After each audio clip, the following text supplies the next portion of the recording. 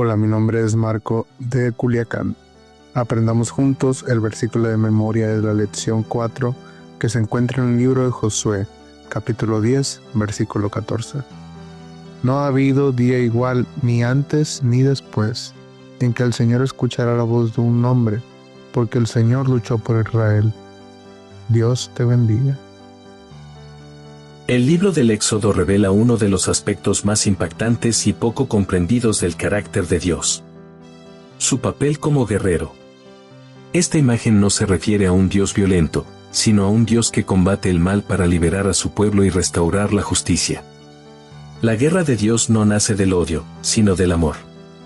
Su poder se desata no para oprimir, sino para redimir.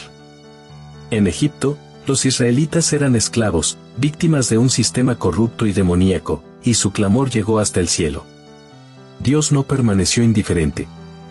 Se levantó como defensor de los oprimidos y juez de los opresores.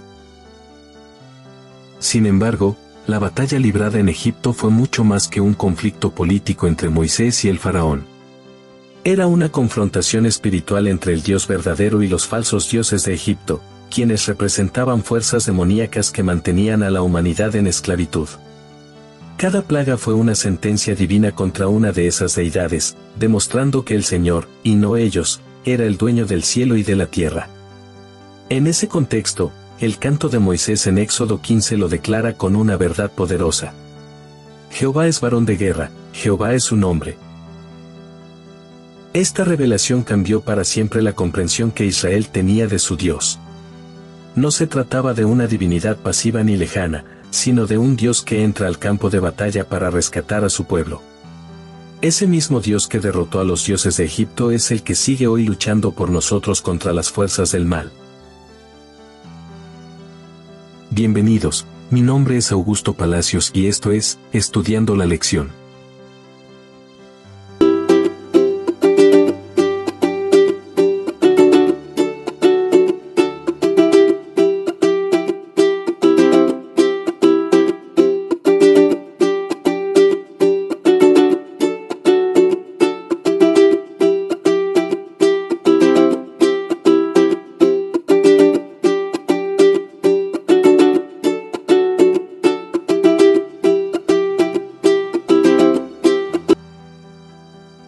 Martes 21 de octubre. El Señor es un guerrero. El texto de Éxodo capítulo 2, versos 23 al 25 nos introduce al drama humano que motivó la acción divina. El pueblo gemía bajo el yugo de la esclavitud, y su clamor subió hasta los oídos del Señor. Dios escuchó, recordó su pacto, miró su sufrimiento y conoció su dolor. 4 verbos que revelan la naturaleza de su compasión activa: escuchar, recordar, mirar y conocer.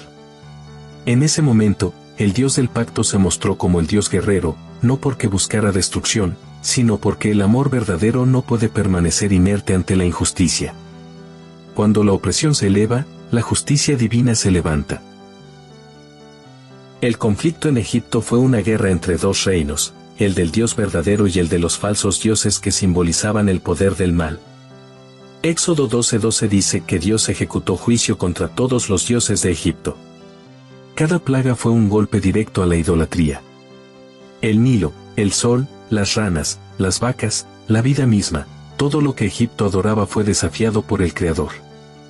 El faraón, considerado una deidad viviente, fue humillado por aquel que reina sobre todos. Esta guerra espiritual reveló no solo la impotencia de los ídolos, sino también la compasión de un Dios que no abandona a su pueblo. El cántico del Mar Rojo en Éxodo 15 celebra esta victoria. Allí, Moisés y los israelitas proclaman: Jehová es varón de guerra.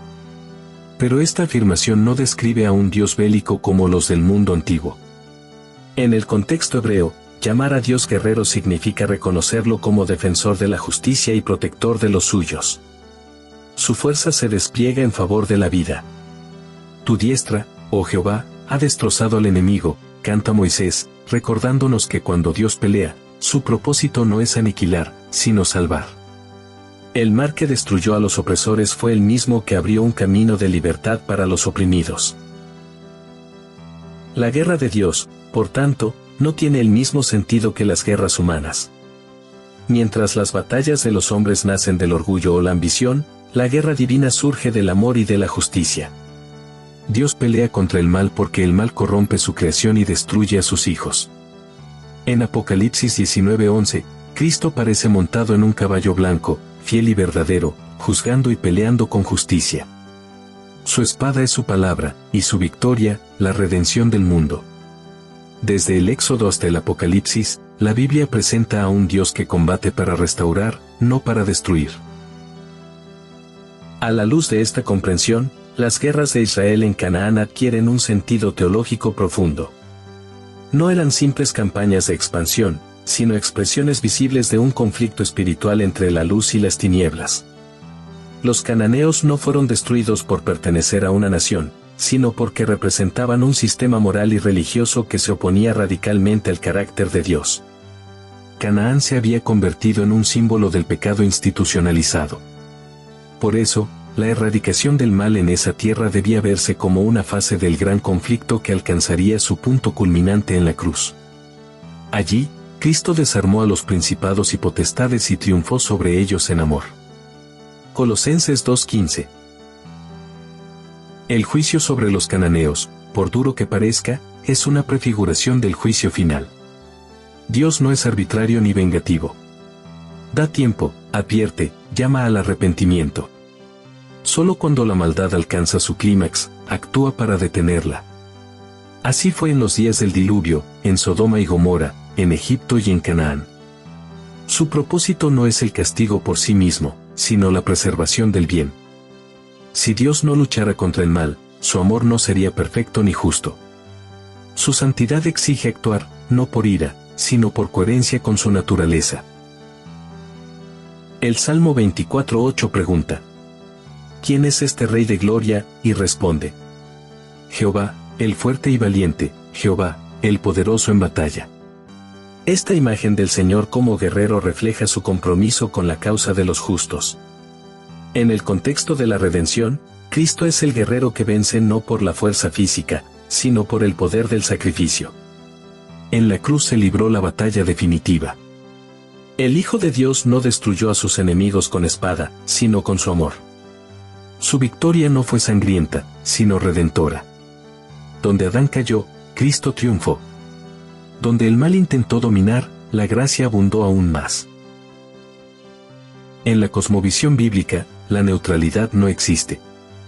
Desde que el pecado entró al mundo, toda persona debe elegir un bando.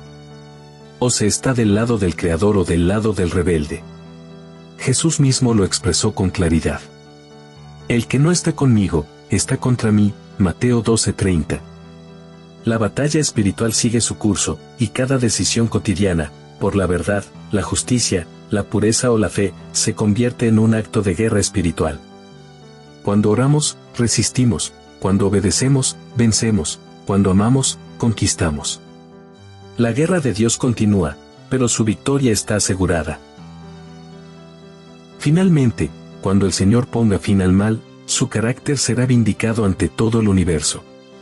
Apocalipsis 15:3 proclama: Grandes y maravillosas son tus obras, Señor Dios Todopoderoso, justos y verdaderos son tus caminos. El Dios guerrero será reconocido no por su poder destructivo, sino por la grandeza de su amor. La guerra terminará, el pecado dejará de existir, y los redimidos cantarán un cántico nuevo, el cántico de Moisés y del Cordero. Un himno eterno al Dios que pelea nuestras batallas y cuya victoria es la paz. Acompáñame en mis redes sociales, Facebook, Instagram, Threads y X, donde de domingo a viernes compartimos 2 preguntas al día, a las 2 de la tarde y a las 8 de la noche. Una manera práctica de reforzar lo aprendido y abrir la conversación. Tus comentarios enriquecen mucho nuestro estudio.